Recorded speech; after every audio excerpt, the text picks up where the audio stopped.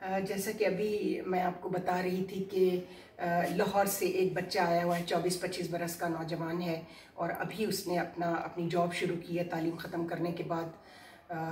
मतलब फ़ौरन तो नहीं कि उसने काफ़ी धक्के खाए हैं नौकरियों के लिए, जो मुझे वो बताते रहे हैं। तो वो किसी शादी की तकरीब में आए थे तो रुक गए एक दिन कि हम तकरीबात देखेंगे कि 23 मार्च कराची में कैसे मनाया जाता है। लाहौर में वो कल उनको पहुंचना है। 23 मार्च की तकारीब जो होती हैं मीनार पाकिस्तान पर, वो जाते हैं, कहते हैं हम वहाँ दुआएं करते हैं पाकिस्तान की सलामती के लिए और लोगों की खुशहाली के लिए। ख़ास तौर पर अगर लोग ही खुशहाल नहीं होंगे तो कोई भी स्टेट कायम रहे या ना रहे। अगर उसके लोग भूखे सोते हैं, वो रोज़ बिला वजह में कत्ल होते हैं और उसके बच्चों के पैरों में जूती नहीं है, उनके पास तालीम नहीं है, तो उन चीज़ों को देखने के बाद सलामती की दुआ फिर भी करना, इससे इनकी वफादारी पता चलती है और लोगों की खुशहाली की दुआ करते रहना। इन्होंने अभी उम्मीद नहीं छोड़ी है और अच्छी बात है, उम्मीद कायम रहनी चाहिए। तो ये मेरे साथ हैं, आज मैंने इनको बुला लिया था, इनसे पूछते हैं कि ये आज का नौजवान 23 मार्च की तकरीबात को और ये जो नज़म मैंने आपको अभी सुनाई, ये भी सुन रहे थे बैठे हुए, इनको क्या समझ में आया कि ये तावान क्या है। जी ज़ैगम, अस्सलाम वालेकुम। वालेकुम सलाम, कैसी हैं आप? ठीक है, अल्लाह का शुक्र है। आप रुक गए एक दिन जी कराची में? मैं एक शादी की तकरीब में यहाँ पे आया था, शादी की तकरीब को अटेंड करने। तो चूँकि 23 मार्च थी तो हमने कहा जो मीनार पाकिस्तान पे देखते हैं आज हम कराची में भी देखें। तो पहले तो जब कराची में हम एंटर हुए हैं तो ये रोशनियों का शहर में अंधेरों में डूबा हुआ नजर आया और कचरे में लपेटा हुआ नजर आया ये शहर। और मुझे उम्मीद है कि अगर और 5-6 दिन मुझे यहाँ रुकना पड़ा तो शायद मैं खून के अंदर लथपथ होता हुआ भी ये शहर देखूँ जो हम सुनते आए हैं इससे मुताल्लिक।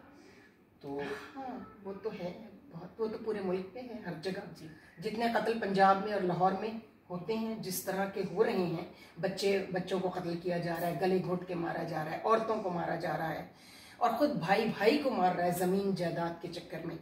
तावान से आपको क्या समझ में आया ज़रा? अच्छा, जो भी आप नज़म पढ़ रही थी इसके अंदर आंखों के तावान की वो बात कर रहे थे, मैं ये मंजर ही ना देख पाऊँ। अच्छा, वो इसलिए बेचना चाहता है कि वो नहीं चाहता कि उसकी आंखें ये मंजर देखें, तो बेहतर है इसको नीलाम कर दें और इससे कुछ पैसे भी आए। जिस मुल्क के अंदर गुर्दे बिक रहे हैं, लोगों की पेवंदकारी, क्या बात है, गुर्दे बेचे जा रहे हैं, तो इससे बेहतर है कि वो इंसान अपनी आंखें बेचे, ताकि वो ये मंजर ना देखे। जिस बाप का बच्चा जो है वो हवा होता है, 2 दिन बाद उसे पता चलता है कि उस बच्चे का गुर्दा जो है वो निकल गया, वो बाप की आंखें ना रहे ये मंजर देखने के लिए, वो बाप नाबीना हो जाए। इससे बेहतर है कि वो अपने बच्चे की लाश अपने घर के अंदर आती हुई देखे। एक बच्चा घर से निकलता है, टारगेट किलिंग होती है, मर जाता है, तो इससे बेहतर। और जो भूख का सूरत है, आपने कब अपना ग्रेजुएशन किया आपने या मास्टर्स किया? तो मास्टर्स खत्म करते ही फौरन आपको जॉब मिल गई? नहीं, इस मुल्क के अंदर आप तवक्को कर सकते हैं कि आप इधर डिग्री लेके निकले तो नौकरी आपका इंतजार, जबकि कोई सिफारिश ना हो, जबकि कोई सिफारिश, रिश्वत के पैसे भी ना हो देने के लिए। अगर हो पैसे तो आप रिश्वत देके नौकरी लेना पसंद करेंगे? मेरा ख्याल है इससे बेहतर है कि आप बेरोजगार रहें तो वो ज्यादा बेहतर है। राशि वल मुर्तशिफिन, दोनों जहन्नुमी। तो आपके ख्याल में पाकिस्तान में 73 साल में जो ये रिश्वत बढ़ी है तो दोनों तरफ कसूर है ना? देने वाला फिर मजबूर हो जाता है कभी कभी जब उसका काम ही नहीं होता। जी बिल्कुल, ठीक है ना? यहाँ पे सिस्टम ऐसा बना देगी, आप सिर्फ अगर अपनी पुलिस को देख लें जी तो वहाँ पे सिर्फ पुलिस नहीं जी जी, मेरा ताल्लुक एक ऐसे डिपार्टमेंट से रहा है कि जब मुझसे कोई लोग पूछते हैं कि पाकिस्तान का सबसे करप्ट डिपार्टमेंट कौन सा है, तो मैं कहती हूँ इलेक्शन कमीशन है, क्योंकि वो रूट कॉज है। अगर वो बेईमानी, बदयांती और अपने आईनी काम को समझ लेता और इस मामले में सियासी ना हो जाता, पोलिटिसाइज ना हो जाता, तो ऐसी लीडरशिप ही मुंतखब ना होती जिनकी वजह से हमें ये दिन देखने पड़े हैं, जैसी लीडरशिप आती है मुंतखब होकर। इसीलिए हम सो कॉल्ड डेमोक्रेसी बोलते हैं। हाँ, सो कॉल्ड डेमोक्रेसी के अलावा भी ये तो खैर ये जमहूरियत तो इन्होंने ढकोसला अपने लिए बनाई हुआ है ना। ये जमहूरियत है ही नहीं ना किसी भी सूरत से। जमहूरियत का मतलब है जमहूर जो है यानी अवाम जो है ना, उनकी आज़ादी इजहार हो। बस आज़ादी इजहार तो खैर बहुत मिल गई मीडिया की वजह से। By the people to the people होता है। हाँ, वो चीज हमें नजर नहीं आ रही, अवाम एंड फॉर द पीपल। बिल्कुल। तो गवर्नमेंट के डिसीजन के अंदर पब्लिक किधर होती है? कहीं भी नहीं होती। ये जो आइन में इतनी तरमीमें होती हैं, असेंबलियों में बैठ के आपसे वोट लेके जाते हैं, आपसे आके पूछते हैं कि हम तरमीम करने जा रहे हैं, अपने फायदे के लिए हर तरह की तरमीमें कर करके आइन का कचूमर निकाला हुआ है इन्होंने, ठीक है ना। और आजकल तो खैर बहुत ही पैथेटिक सूरत हाल है। हर चीज के ऊपर जी आइन मुकद्दस है, कोई मुकद्दस नहीं है आइन। जिस आइन की आप एहतराम नहीं करते और उसको अपने गंदे मकासद के लिए इस्तेमाल करते हैं, उस आइन को फाड़ के फेंक देना चाहिए और एक नया आइन बनना चाहिए, अब नया सिस्टम। आप बिल्कुल, क्या आप समझते हैं आपकी जो नौजवान नस्ल है वो ये महसूस कर रही है कि ये आइन जो है अब इसको बदलना चाहिए और उसके साथ ही निजाम भी बदलेगा? बिल्कुल, ये आइन और निजाम दोनों बोसीदा हो चुके हैं, इनको उठा के बाहर फेंक देना चाहिए, वरना ये हमारी आने वाली नस्लों को खा जाएंगे। खा नहीं रहे, मतलब आपकी जो नस्ल है, आपके बाद आपसे 5-6 साल छोटा कोई होगा, फिर उससे 6 साल छोटा, तो वो स्कूल में होगा तो वो खा तो रहे हैं। मसला ये कि अभी तक आप जैसे लोग बैठे हैं जो कि आवाज बुलंद कर रहे हैं। एक मेरी नकार खाने में तूती की आवाज, लेकिन मैं तो ये कहती हूँ मैं अपना काम कर रही हूँ, बस मुझे इससे कोई मतलब नहीं। मैं हजरत शुएब की उम्मत नहीं बनना चाहती कि चारों तरफ जुल्म और ज़लालत होते हुए देखें। और अपने अल्लाह ताला ने हजरत शुएब की उम्मत को इसीलिए तबाह किया था कि अल्लाह ने कहा कि मैंने जो 4 ताकतें तुम्हें दी थी, हाथ, ज़बान, तलवार, कलम, उसमें से एक भी इस्तेमाल नहीं की तुमने बुराई को रोकने के लिए। बिल्कुल ठीक है, तो मैं तो वो काम, अपना काम कर रही हूँ। कब्र में हमारे पाँव हैं, हम तो चले जाएंगे, लेकिन जो मुझे इस नज़म ने आज रुलाया है कि हमारे बाद हमारे बच्चे जो हैं वो किस तरह, तावान का मतलब तो पता है, कॉम्पनसेशन। बिल्कुल, कराची के अंदर रहे और तावान का ना पता हो, ये किधर हो सकता है? हाँ बिल्कुल। आप कराची के हैं वैसे? नहीं, मेरा ताल्लुक लाहौर से है। हाँ, लेकिन मैं कराची आया हुआ। कराची आए हुए आप कितने साल बाद आए? मैं तकरीबन 6 साल के बाद दोबारा कराची आया। और 6 साल में आपको इतना फर्क नजर आया? जी बिल्कुल। तो जो लोग 20-20 साल बाद आ रहे हैं अपने शहरों में वापस, कहीं नौकरियां बाहर कर रहे थे वहां से, तो वो तो बेचारे, उनके बच्चे भी वहां आदी हो चुके हैं। एक साफ सड़कें, ठीक है ना, टेलीफोन ठीक चल रहा है, बिजली ठीक आ रही है, गैस सही चल रही है, पानी सही मिल रहा है, तो वो तो यहाँ के परेशान हो जाते होंगे आपके ख्याल में? बिल्कुल ऐसा ही था कि जैसे एक खस्ता, एक फूलों का खिला हुआ बाग नहीं होता। हाँ। उसके बाग जब वो फूल जब मुरझा जाते हैं ना, हाँ, तो उजड़ा हुआ चमन बन जाता है ना, तो इस मुल्क की हालत वो हो चुकी है। उजड़ा हुआ चमन हो गया, ये उजड़ा हुआ चमन बन चुका है, जिसके पास अब कोई माली भी नहीं रह गया जिसे पानी दे सके। और वो बुजुर्ग जिन्होंने अपनी आंखों से बनते हुए देखा, और फिर उन्होंने अपने बच्चों को बताया, उन्होंने अपने बच्चों को 5 नस्लें मुकम्मल, तो अब 5वीं नस्ल है, ठीक है, तो वो जो 5 नस्लें हैं उन्होंने इतना तावान पे कर दिया, उन पर क्या गुजरती होगी जिन्होंने आंखों से बनते हुए देखा? वो तो ये कहते हैं कि बेटा हम तो लाशों पे से चलते हुए आए थे और अभी तक लाशें ही देख रहे हैं। हमें ये मुल्क दिया गया था इसलिए कि आप अपनी यहाँ पे आज़ादी से रसूमात अदा करेंगे, आपको यहाँ पे आपके जो राइट्स हैं वो प्रॉपर्ली प्रोवाइड किए जाएंगे। उनको राइट्स तो छोड़ें, उनकी दवाइयों के पैसे तक उनके पास नहीं होते उन बुजुर्गों के पास कि वो अपना इलाज करवा सकें। तो ये इमरान खान साहब जो housing scheme, private housing, public housing, और ये लोगों को घर बनाकर दे रहे हैं, फोटो सेशन के लिए भी तो बहुत कुछ हो रहा है ना यहाँ पर। लेकिन खुद मुझे मालूम है कि जो हम सरकारी मुलाजिम हैं, हमको रिटायरमेंट के बाद एक ही प्लॉट मिलता है, उस प्लॉट के ऊपर सरमायाकारी करने के लिए हमारे फेडरल सेक्रेटरीज, हमारे सियासतदान और काला पैसा रखने वाले, ब्लैक मनी रखने वाले लोग उसको रोक के रखते हैं और वो हमें नहीं मिल पाता। 6-6, 7-7, 10-10 साल गुजर जाते हैं, सरकारी मुलाजिम मर जाते हैं कि इसमें कि चलो मकान बना लेंगे या कभी अच्छे पैसे मिले तो बेच देंगे, उनको पोजेशन ही नहीं मिलता है। इसलिए उसमें अदालतें भी इन्वॉल्व हो गई हैं। मुझे बहुत अफसोस से कहना पड़ रहा है, अभी भी मैंने अतर मिनुल्लाह साहब को इस्लामाबाद हाई कोर्ट को एक खत लिखा है, मैंने ऊपर लिख दिया है, prepare to face contempt of court. वो जो मर्जी समझें, इसीलिए रोजाना वो कला पिटाई कर रहे हैं, कभी किसी जज की, कभी कुछ हो रहा है। क्यों हो रहा है ये? इसलिए कि हमारी जुडिशरी भी जो है ना इन बदयांतियों में शामिल हो चुकी है। ठीक है ना, हजरत अली करमल्लाह वजह ने क्या कहा था कि कोई भी रियासत कुफ्र से तो रह सकती है, जुल्म से नहीं रह सकती। तो ये जुल्म है जो अदालतें करती हैं, स्टे दे देती हैं उन जमीनों पर ताकि वो लटका रहे और इनका इंटरेस्ट भी जमा होता रहे, प्लस वो उनका पैसा जो है वो मल्टीप्लाई होता रहे। मीडिया की सूरत हाल भी ठीक है, कुछ काम जरूर हो रहा है, एज ए प्रेशर ग्रुप काम कर रहा है मीडिया। आपने कुछ मीडिया चैनल्स पे भी काम किया है? 2 से 2.5 साल तकरीबन किया है। अच्छा, कैसा था एक्सपीरियंस? तनख्वाह मिल रही थी? तनख्वाह के तो मसाइल अपने हैं। मैं सोच के जो गया था ना, मैं ये सोच के गया था कि मीडिया के अंदर बड़े पढ़े लिखे और अदबी शख्सियत मौजूद होती हैं और मैंने उस फील्ड के अंदर जाके माँ सिवाय चंद बुजुर्गों के जो पुरानी अखबार की सहाफत करते रहे, एग्जैक्टली उनको छोड़ के मुझे मीडिया के अंदर जितना बदतमीज किस्म के इंसान नजर आए, बिल्कुल जिन्हें बात करने की तमीज नहीं, दूसरे को इज्जत देने का नहीं पता कि इज्जत किस तरह देनी है। बिल्कुल सही कह, बिल्कुल सही कह रहे, बिल्कुल सही कह रहे हैं। वो फेडअप कर देती है हम जैसे नौजवानों को कि हम, और आर्टिकल ऐसे ऐसे लिखेंगे। अभी मेरे एक कलीग थे, मैं उनकी बहुत इज्जत करती हूँ और बड़ा अच्छा लिखते हैं। अभी कोविड के दिनों में उनका एक आर्टिकल कुर्रे अर्ज मरम्मत के लिए बंद है, बड़ा पूरा दुनिया में वायरल हुआ। मैं पाकिस्तान में नहीं थी तो मैं वहाँ जब मैंने एम्बेसी में बैठी हुई थी तो वो सब लोग कह रहे थे क्या ज़बरदस्त आर्टिकल है।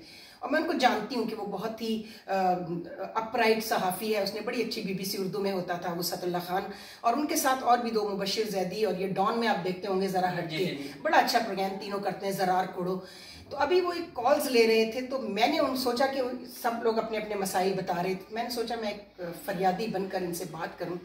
तो जैसे ही उनको मेरा नाम पता चला, चूँकि वो पीपल्स पार्टी के बहुत चाहने वाले लोग थे और मेरी एक किताब बड़ी ज़बरदस्त उसमें हक़ाइक़ थे भुट्टो साहब और उनके कल्चर और पीपल्स पार्टी के हवाले से, और आज सारी दुनिया देख रही है कि पीपल्स पार्टी अपने लीडर और उसकी बेटी की लाश को गिद्ध की तरह नोच नोच आ रही है। पीपल्स पार्टी सिंध का हाल आपने देख लिया, कराची का देख लिया, सिंध का इससे भी ज़्यादा बुरा हाल है। तो उन्होंने मसले को नहीं समझने की कोशिश की, ये सोचकर कि मैंने चूंकि उनके खिलाफ किताब लिखी थी पीपल्स पार्टी की और वो सारे जियाले थे, तो उन्होंने इस वजह से मेरा फ़ोन काट दिया। अब मैं इसका जवाब दूंगी इन सबको, यानी आप मसले को अहमियत नहीं दे रहे, आप शख्सियत को दे रहे हैं कि वो आपको नापसंद है चूंकि उस किताब की वजह से, तो इसलिए आप जो हैं वो काट देंगे, जबकि वो बड़ा जेन्युइन, वो 10-15 हज़ार सरकारी मुलाजमीन का मसला हर साल पैदा होता है। हर साल उनको प्रोजेक्ट अनाउंस होते हैं और ग्रेड 16-17 से लेके 21-20-22 तक उनको कैटेगरी वाइज एक प्लॉट, अगर वो रिस्क हलाल खाता है कोई सरकारी वजह से, तो उसके लिए उस प्लॉट की बहुत अहमियत है कि उसको कंट्रोल प्राइस पे मिल जाता है और उस पर घर बना लेता है। ठीक है, तो ये एक मसला था और उसमें अदालतें भी पार्टी बन चुकी हैं इन लोगों के साथ। जैसे मलिक रियाज कहते हैं, अभी आपने कहा ना रिश्वत और हर चीज़, वो जैसे मैंने आपसे कहा कि मजबूर, तो उसने कहा ना, उसको जब कहते थे आप चोर है तो वो कहता था मैं चोर हूँ अकेला, मुझे एक काम पटवारी से लेके सदर तक कोई भी शख्स रिश्वत के बगैर करके दिखा दे तो मैं उसी दिन सारा कारोबार छोड़ दूंगा। जी, आपने रिश्वत को सिस्टम का हिस्सा बना दिया। एग्जैक्टली, वो सिस्टम का हिस्सा है कि ये तो करना पड़ता है। और फिर आपने उसको जो है मुख्तलिफ किस्म के नाम भी दे दिए रिश्वत को। जी बिल्कुल बिल्कुल, चाय पानी के नाम से चलती है। हाँ बिल्कुल, कहीं नहीं, चाय पानी के तो अब दो मकासद हो गए ना। एक चाय पानी तो वो है जो मेजर जनरल इफ्तिखार बाबर इफ्तिखार ने दिया था मौलाना फजलुर रहमान और मरियम बीबी के जलसे को वहाँ जाने पर, उन्होंने कहा था आइए आपको चाय पानी पिलाते हैं, तो मैंने उनको मैसेज में लिखा था वाई ओनली चाय पानी, दीज पीपल डिजर्व बड़ा खाना। आर्मी में एक बड़ा खाना होता है। तो ये तो बात ये है, सिर्फ चाय पानी का मसला नहीं है, सिर्फ रिश्वत का मसला नहीं है, ये जो मजबूरी की कहानियां हैं ना, बिल्कुल ठीक है, ये अपने आप को साफ करने की जस्टिफिकेशन है। ठीक है ना, एक किताब है अंग्रेजी की, उसका नाम है आर्ट ऑफ रीजनिंग, यानी हर बात की जस्टिफिकेशन देके काले को सफेद और सफेद को काला बना दो। तो उसका भी तुम्हें मौका मिले तो मुझसे ले जाना, उसको पढ़ना जरूर। तो ये सूरत हाल है, इसका मतलब है नौजवान नस्ल जो है वो बहुत मायूस है आप, या पुरुम्मीद हैं आप, फिर मीनारे पाकिस्तान में जाके सलामती की और लोगों की खुशहाली की दुआ करते हैं। आपको यकीन है कि आपकी ज़िंदगी में ये दुआएं, हम तो हमारी ज़िंदगी में तो पूरी नहीं है अभी तक। देखिए चूँकि मायूसी तो वैसे इस्लाम कुफ्र है, इस्लाम में मायूसी कुफ्र है। उम्मीद की एक किरण बाकी रहती है, लेकिन उसके साथ मायूसी के साए जो बरकरार रहे अभी तक हैं। मायूसी के साए अभी तक बरकरार है, क्योंकि उसकी वजह ये है कि हमें फ्यूचर के अंदर कोई ऐसी लीडरशिप, हम किन को देख रहे हैं अपनी फ्यूचर लीडरशिप में? बिलावल जरदारी, मरियम नवाज, ये हम पे, मैं तो ये कहता हूँ कि जिस दिन इन दोनों में से कोई इक़्तिदार में आ गया, मैं शायद इस मुल्क को छोड़ के चला जाऊँ, मुझे कहीं लीबिया युगांडा के अंदर रहना पड़े, इनके इक़्तिदार के अंदर रहना मैं पसंद नहीं सबका ये। तो फिर ये मरियम के जलसों में इतना रश क्यों होता है? सिर्फ उनकी शक्ल देखने के लिए अच्छी है, ये खूबसूरत है वैसे, और कपड़े बड़ी अच्छी ड्रेसिंग करती हैं, ये आपके माशरे की भूख वहाँ पे इकट्ठी होती है, आपके माशरे का नंगपना वहाँ पे इकट्ठा होता है, गुर्बत के सताए हुए लोग वहाँ पे इकट्ठे होते हैं, एक बिरयानी के ऊपर, एक बिरयानी की प्लेट पे वहाँ पे मजमा इकट्ठा हुआ होता है। उन लोगों को ये पता ही नहीं होता कि कौन क्या बोल रहा है और क्या नहीं बोल रहा। ये जिन्होंने पाकिस्तान बनाया था उनसे मुतालिक ये था, कायदे आज़म अंग्रेजी में तकरीर करते थे, तो एक बंदे से पूछा कि तुम्हें तो अंग्रेजी समझ ही नहीं आती, तुम क्यों सुन रहे हो? कहता है यार मुझे ये पता है ये जो बोल रहा है ना ये सच बोल रहा है। इन लोगों से हम ये एक्सपेक्ट कर सकते हैं? कर ही नहीं सकते। नहीं, सवा हम खुद बेवकूफ़ हैं, अपने आप को बेवकूफ़ बनाएंगे अगर हम इन लोगों से कोई अच्छी चीज़ एक्सपेक्ट करेंगे तो, या कोई मुल्क की खुशहाली या मुल्क के सुधार के लिए कोई चीज़। आपके ख्याल में जुटता कैसा रहेगा? हर दफ़ा आता है, कुछ चीज़ें ठीक होती हैं, प्रोग्रेस होती है, जैसे अयूब खान के दौर में हुई, लेकिन ज़ियाउल हक साहब का और परवेज़ मुशर्रफ साहब का जो मार्शल्लाह, उसको तो मैं मार्शल्लाह कहती नहीं हूँ, क्योंकि उसमें चीज़ें थोड़ी बहुत ठीक ज़रूर हुई, लेकिन वो जूता उन्होंने नहीं उतारा जो जूता सही करता है लोगों को। तो एक बहुत ज़बरदस्त किस्म का जूता उतरना चाहिए आपके ख्याल में? मसला ये वो हमारे मुल्क के लिए शायद बेटर रह जाए, लेकिन इंटरनेशनल लेवल के ऊपर ना हो। हमें इंटरनेशनल लेवल से क्या, इंटरनेशनल लेवल से का हमने क्या अचार डालना है? नहीं, देखें उसका प्रॉब्लम ये, क्योंकि मेरी जो डिग्री है वो है डेवलपमेंट स्टडीज के ऊपर। अच्छा, डेवलपमेंट होती क्या है, उन्होंने वहाँ पे ये यूनाइटेड नेशन ने वो गोल्स डिसाइड करते हैं। पहले मिलेनियम डेवलपमेंट गोल थे, अब सस्टेनेबल डेवलपमेंट गोल्स, उन्होंने 17 गोल्स बना दिए। आपका मुल्क जितना मर्जी तरक्की कर गया है, वो जब तक उन गोल्स को मीट नहीं करेगा ना, वो उसे डेवलप्ड कंट्री कंसिडर ही नहीं करते, या उसके डेवलपमेंट की रेशो ऊपर ही नहीं लेके जाते। उन गोल्स के अंदर मेजर चीज ये होती है कि आपका जो कंट्री है वो एक डेमोक्रेटिक कंट्री नहीं, वो तो कभी भी हमें अच्छा देखना नहीं चाहते, उनको तो छोड़ दें। मैं अभी हमारे इलेक्शन कमीशन में एक इंटरनेशनल IFS के नाम से USAID बहुत सारे प्रोग्राम करवाता है, UNDP और दूसरे UNICEF वगैरह उनके इदारे। तो इलेक्शन के हवाले से IFS है, इंटरनेशनल इलेक्शन सपोर्ट प्रोग्राम, वो हमारे पास काम कर रहा था। मैं खुद 5 years जो है स्ट्रेटेजिक प्लान पर हमने काम किया मिलकर, उसमें यही डेवलपमेंट गोल्स और सस्टेनेबल गोल्स। पैसा ज़रूर खर्च हुआ, खाया भी गया बीच में, ठीक है, लेकिन कुछ भी ठीक नहीं हुआ। वही इलेक्शन कमीशन है, वही उसका रवैया है, और सारे डिपार्टमेंट्स का यही हाल है, एजुकेशन का, हेल्थ का, हर जगह UNDP, UNICEF, WHO, world bank सब काम कर रहे हैं, लेकिन वो तो कुछ भी नहीं रहा। उनके प्लान्स ही इस तरह के होते हैं, वो अपना प्लान ही इस तरह डिज़ाइन करते हैं कि ऐसा लगे कि हम बहुत चाहते हैं कि आप तरक्की करें, लेकिन उनकी नीयत खराब है, वो नहीं चाहते कि हम तरक्की करें। ऐसे ही है, ठीक है। उसके अंदर उन्होंने एक चीज़ बड़ी मजे की ये की है, एक तो उन्होंने कहा ना जो जो ये गोल्स मीट करेगा हम उसे डेवलप कंट्री, एक उन्होंने मैपिंग के थ्रू ना वो किया है कि जो ये रीजन की कंट्रीज है ना, एग्जैक्टली ये डिवेल्प्ड है, तुम जितनी मर्जी तरक्की कर जो, तुम इस रीजन क्यों ना, तुम हमेशा डेवलपिंग कंट्रीज ही रहोगे। हाँ, तो उनका फायदा है ना हमारे, हम जब तक डेवलपिंग रहेंगे तो हमारी यही हालत रहेगी। और हम खुद भी चाहते हैं, हमारे यहाँ खास तबका है छोटा सा, ठीक है ना, जो डेवलप हो गया है बहुत ज़्यादा, ठीक है ना, वो उसको अगर आप डेवलपमेंट कहें तो फिर तो मजाक हो रहा है ना कौम के साथ। तो हम अगर अब पीछे जाते हैं खिलाफत राशिदा में, तो हम देखते हैं कि हज़रत उमर जो है, उनका दौरे खिलाफत सबसे बेहतरीन एडमिनिस्ट्रेशन उनका था। उसके पीछे राज क्या था? वो उसी मिजाज के अरबों में पले बड़े थे, और उनको मालूम था ये कैसे सीधे रहेंगे, तो उन्होंने जूता उतार लिया था ऐसे, ठीक है ना, तो जूते से सीधे चले, एडमिनिस्ट्रेशन चलता रहा। अब ये तवील बहस हो जाएगी और हम अपने मौजू से हट जाएंगे, इस पर हम फिर कभी आपसे, आप तशरीफ लाएंगे कराची दोबारा, तो आपसे बात होगी। लेकिन आप नौजवान हैं, तो आप ये समझते हैं कि अगर एक थोड़े से कलील वक्त के लिए, 6 महीने, साल के लिए, मगर जो टाइम वो दें, उस टाइम से 1 मिनट भी आगे न रुकें। यहाँ पर 9 और 10 साल की हुकूमत ना हो फौजियों की, लेकिन वो ऐसा जूता उतारें ना, ऐसा जूता उतारें, सिस्टम को ठीक करें, इस आइन को फाड़कर फेंकें, एक नया डॉक्यूमेंट बने। 44 साल पुराना वैसे भी डॉक्यूमेंट हो चुका है, ये 44 साल पुराना पाकिस्तान तो नहीं है, इसमें बेतहाशा ग्लोबल चेंजेस आई हैं, बहुत सारी तब्दीलियाँ आई हैं। तो आप समझते हैं कि आपके साथी नौजवान, साथ काम करने वाले, आपके साथ पढ़ने वाले मिलते होंगे ना, आपके कलीग्स, वो क्या कहते हैं? लेकिन जो पब्लिक है ना, पब्लिक को इस चीज से कोई गर्ज नहीं कि जमहूरियत क्या बकवास है, खत्म करो। उन्हें एक चीज से मकसद है कि हमें रोटी मिल रही है, हमारे नौजवान को रोजगार। वो कहते हैं वो बेशक वहां से आके कर जाए, बेशक ये कर जाए, बिल्कुल हमें हमारी जरूरत पूरी करके दे दो।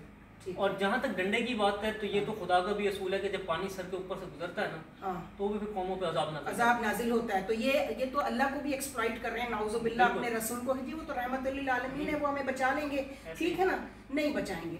ऐसे ही इस बार वो खामोश रहेंगे, इस दफ़ा अल्लाह अपने महबूब के इस एक्सप्लॉइटेशन पे खामोश नहीं रहेगा, परवरदिगार, ठीक है ना। अभी एक वबाई मर्ज आया, ये कौम सुधरी, अब रमज़ान आ गया, उससे पहले से वही बदतमीजी शुरू कर दी। आप कहीं भी चले जाएं, जिनके त्यौहार होते हैं, क्रिसमस, 1 महीने पहले से चीज़ें जेन्युइनली हाफ प्राइस पे आ जाती हैं, और आपके यहाँ 100 गुना डबल, वही 100 गुना प्राइस।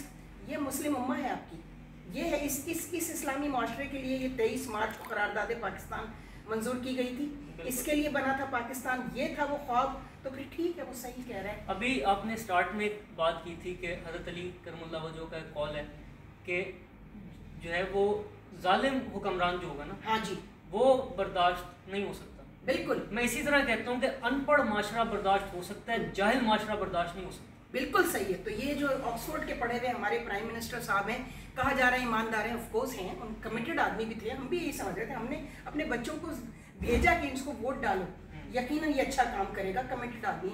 लेकिन हमने देखा कि पहले से भी ज़्यादा बदतर हो गए हालात। बिल्कुल, क्योंकि एक अकेला शख्स जो है ना, वो ख्वाब तो देख सकता है। तो अब अगर हम उनसे ये एक्सपेक्ट करें कि इमरान खान साहब अपनी आंखें नीलाम कर दें और तावान उनको भरना है, तो वो तो ऐसा नहीं करें। अच्छा, मैं लास्ट पे एक चीज़ छोटी सी ऐड ये करूँगा कि अल्लामा इकबाल ने ख्वाब देखा पाकिस्तान बनने का। आप देखें उस वक्त उनके साथ लोग कौन मौजूद थे, कायदे आज़म मौजूद थे, ठीक है, उनके साथ और ये भी एक तवील बहस है। ठीक है, इस पे जो अल्लामा इकबाल का 2 नेशन थ्योरी है ना, वो इससे बिल्कुल मुख्तलिफ है जिस तरह की इम्प्लीमेंट हुई है ज्योग्राफिकल। और जहाँ पे ये बात शायद लोगों को बुरी लग जाए, 2 नेशन थ्योरी आप कहते हैं ना कि 2 कौमें आबाद हैं, तो पाकिस्तान बनने के साथ ही बांग्लादेश बन गया, तो 2 नेशन थ्योरी किधर गई? वही तो आपसे कह रही हूँ ना कि वो फिर बांग्लादेश कैसे बना, नाइंसाफियों से बना ना। बिल्कुल, नाइंसाफियों से बना, और आपने उनके मेरिट को तस्लीम नहीं किया, उनके इलेक्शन के रिजल्ट्स को तस्लीम नहीं किया। भुट्टो साहब ने मुल्क तोड़ने को तरजीह दी, ठीक है ना। लेकिन अगर वो उस रिजल्ट्स को एक्सेप्ट कर लेते तो मुजीबुर रहमान प्राइम मिनिस्टर होता ना। उन्होंने नारा लगा दिया इधर तुम उधर हम। हाँ बिल्कुल ना, इधर तुम उधर तुम का नारा तो एक तरफ है ना, उन्होंने पहले से बेस बना ली थी, उनको पता था कि ये आदमी जीतेगा, तो उन्होंने सोच लिया था, बड़ी अरसे से इसकी प्लानिंग हो रही थी, और उसमें जाहिर है कि हिंदुस्तान ने उनकी मदद की, भारत ने बेताशा मदद की। बिल्कुल, ठीक है। तो इंशाल्लाह आप फिर से आपसे ज़हम बहुत अच्छा लगा आपसे बात करके, खुशी भी हुई कि हमारे जो नौजवान हैं उनमें अल्लाह का शुक्र है कि इतनी अवेयरनेस आ रही है कि वो, चूँकि वो फील्ड में है ना, देख रहे हैं क्या हो रहा है, वो उन तकलीफ़ों से गुजर रहे हैं, और जब तक आप तकलीफ़ें ना देखें, अजियतें ना देखें, आपको रियलाइजेशन नहीं। बिल्कुल ऐसे ही, ठीक है। तो इंशाल्लाह फिर आपसे रहेगी, बहुत अच्छा रहा, थैंक यू वेरी मच। आपसे मिलके, आप जैसे लोग वैसे ही हमारी कौम का असास हैं, तो हमें ये होता है कि ऐसे पढ़े लिखे लोग हैं जो आजकल मौजूद हैं, जिनके पास कुछ नॉलेज है, उसका कोई फ़ायदा नहीं। पढ़े लिखे लोग जो है ना, ये आजकल जो तालीम है ना, हमारे जैसे लोगों की तालीम और हमारा मेरिट, हमारी ऑनेस्टी, दिस इज डिसक्वालिफिकेशन। बिल्कुल ऐसे ही। अब ये डिसक्वालिफिकेशन के ज़ुमरे में आती है, तो दुआ करें कि हमारी आंखें भी जो है ना, वो किसी तावान को भरने के लिए हमें नीलाम ना करनी पड़े, और अल्लाह करे कि परवरदिगार हम पर करम करे, हम पर रहम करे, बहैसियत कौम हमारे इज्तिमाई गुनाहों को रब्बुल आलमीन बख्श दे। खुदा हाफ़िज़।